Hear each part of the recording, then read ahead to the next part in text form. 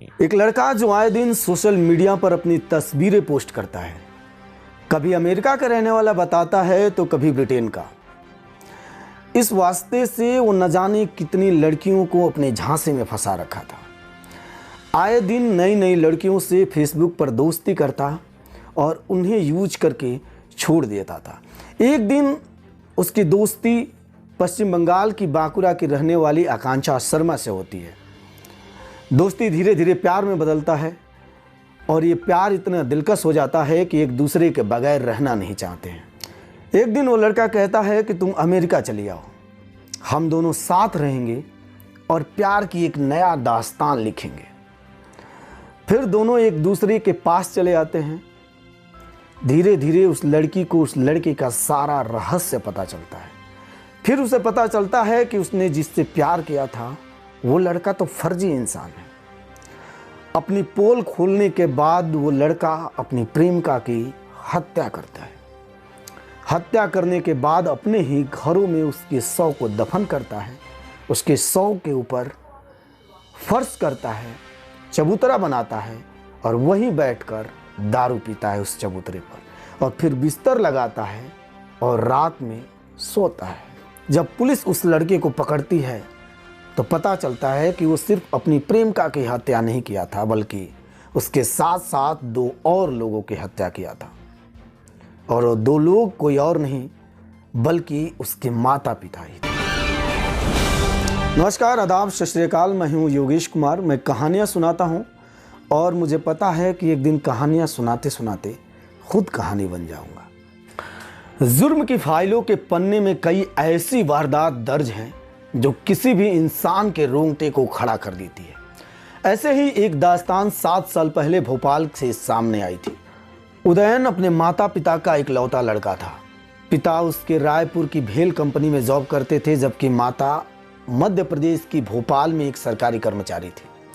पैसे की कोई कमी नहीं थी, इसलिए उदयन लग्जरी लाइफ शुरू से ही जीता था।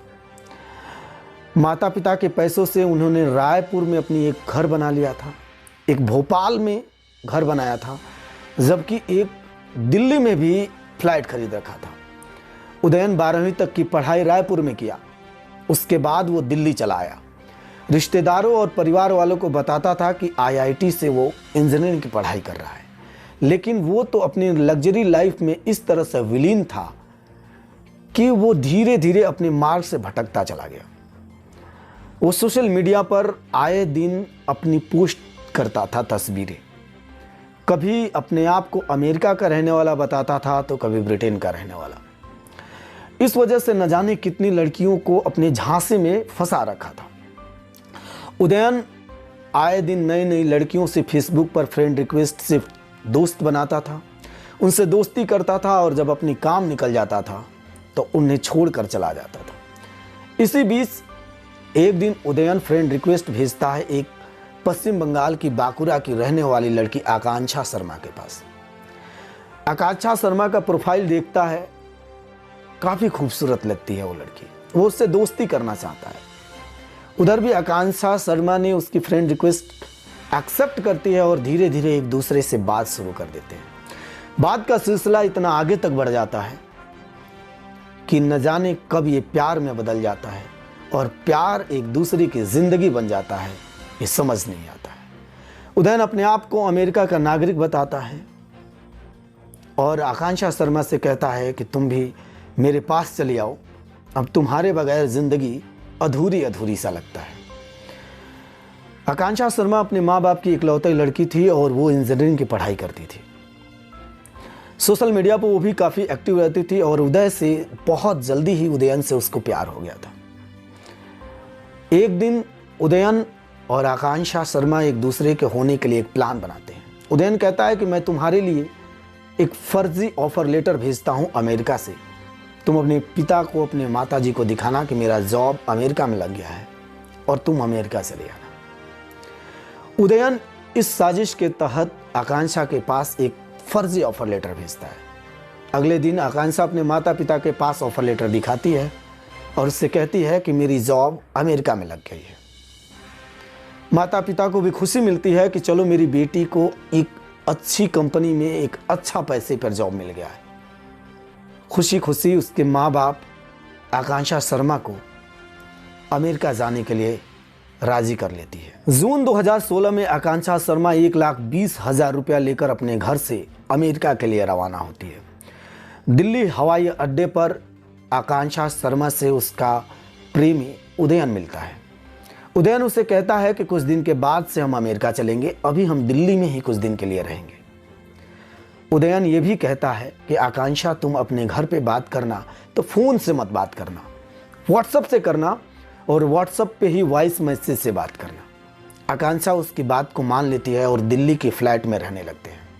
जुलाई 2016 में जब दिल्ली की फ्लैट्स में वो रहना चालू करते हैं एक दूसरे के साथ, तो आकांक्षा को धीरे धीरे ये आभास होने लगता है कि जिसे वो अपने दिलो जान से अपनी मोहब्बत या अपना प्यार समझती थी, वो लड़का तो फर्जी टाइप्स का है। फिर धीरे धीरे उन लोगों के आपस में झगड़ा चालू होता है। झगड़ा इतना विकराल रूप ले लेता है कि एक बार आकांक्षा शर्मा कहती है कि मैं तुम्हारी ये जितनी भी करतूत है ये पुलिस स्टेशन में मुकदमा दर्ज कराऊंगी। उदयन अब समझ नहीं पाता है कि वो क्या करे। उदयन आकांक्षा शर्मा को समझाता है कि चलो हम चलते हैं भोपाल, वहाँ शादी करेंगे और एक नई ज़िंदगी बसाएंगे और ये सब सारी चीज़ों को हम छोड़ देंगे। एक बार फिर से आकांक्षा शर्मा उसकी बातों में आती है, सोचती है कि शायद अभी से भी उदयन संभल जाए और जो चीज़ बिगड़ा हुआ है वो सुधर जाए। अगले दिन जुलाई 2016 में आकांक्षा शर्मा और उदयन अपने फ्लैट दिल्ली से सीधे भोपाल के लिए रवाना होते हैं। अगले ही दिन उदयन और आकांक्षा शर्मा दिल्ली से भोपाल गोविंदपुरा में अपने स्थित मकान पर चले आते हैं। कुछ दिनों तक दोनों के रिश्ते काफ़ी अच्छे होते हैं, लेकिन फिर इन दोनों में लड़ाइयाँ चालू हो जाती हैं। उदयन को जब ये पता चलता है कि अब आकांक्षा शर्मा मानने वाली नहीं है, तो उदयन उसकी मारने की एक नया प्लान बनाता है। एक रात उदयन शराब पी के आता है, उसको गले लगाता है, प्यार से बातें करता है और बेड पर ले जाकर उसका गला दबाने लगता है। उसके बाद तकिए से उसका मुंह दबाए रखता है और तब तक दबाए रखता है जब तक कि उसके जिस्म की रुएं रुएं का एक एक सांसें न थम जाए। वो तड़प तड़प कर जब वो मर जाती है तो उदयन उसकी लाश को उठाता है, एक लोहे का बक्सा खरीद के लाता है, उस लाश को उस बक्से में भरता है और अपने ही घरों में खोद के उसकी लाश को दफन करता है। और दफन करने के बाद उसकी लाश के ऊपर फर्श करता है, फिर चबूतरा बनाता है और चबूतरे बनाने के बाद उसी चबूतरे के ऊपर बैठकर आए दिन शाम को वो दारू पीता है, उसको थूकता है, गाली देता है और उसी की लाश पे बैठकर मस्तियाँ करता है। उसके बाद वो बिस्तर लगा के उसी की कंकाल के ऊपर वो सोता भी है। ये बात आकांक्षा शर्मा के घर वालों को खबर ना चले, इसलिए उसकी व्हाट्सएप से वो बातें भी करता है, मैसेज पे बताता है कि मैं ठीक हूँ। उसके बाद उसकी फेसबुक अकाउंट को प्रोफाइल को भी आए दिन वो चेंज करता रहता है, जिससे कि लोगों को ये शक न हो कि उदयन में और आकांक्षा शर्मा में कोई प्रॉब्लम है। पूरी प्लानिंग के तहत आए दिन वो शराब लाता है, पीता है, गाली देता है और फिर उसी के लाश के ऊपर चबूतरे पर बेड लगा के सो जाता है। एक दिन उसे ये पता चलता है, आभास होता है कि हो ना हो आकांक्षा का घर वाले कभी ना कभी उसको ढूंढते हुए आ जाएंगे। तो वो पश्चिम बंगाल के बांकुरा में जाता है। उसके पिता और माता जब उदयन को देखते हैं तो काफ़ी खुश होते हैं, कहते हैं कि मेरी बेटी का दोस्त आया है अमेरिका से, काफ़ी खातिरदारी करता है।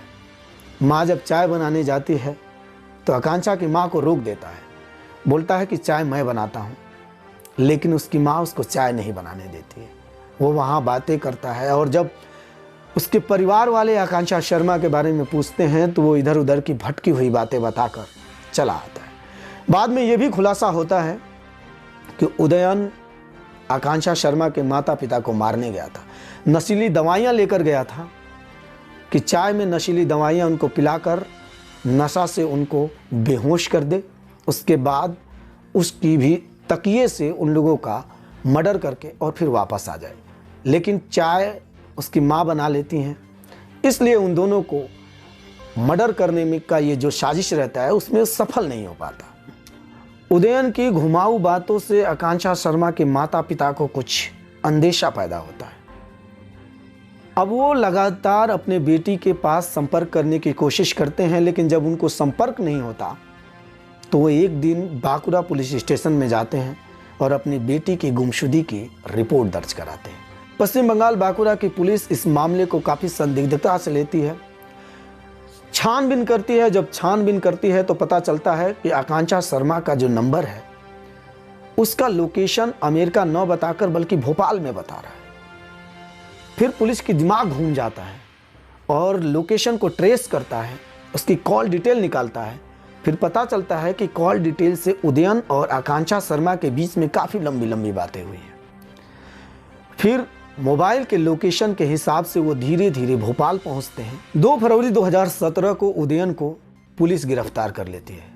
पश्चिम बंगाल पुलिस उसे पश्चिम बंगाल के बांकुरा पुलिस स्टेशन पर लेके आती है। पहले तो उससे पूछताछ करती है तो उदयन काफ़ी घुमाऊ भाषा बोलता है, बताता है कि उसका पिता हार्ट अटैक से मर गए थे, माता जी उसकी इकलौती थी जो रायपुर में रहती हैं। जब पुलिस उस पर सख्ती बरतती है, जब उसकी पिटाई करती है तो उदयन सारी बातें खोल देता है। उदयन बताता है कि उसने अपनी प्रेमिका का तकिए से दबाकर, मुंह दबाकर हत्या कर दिया है।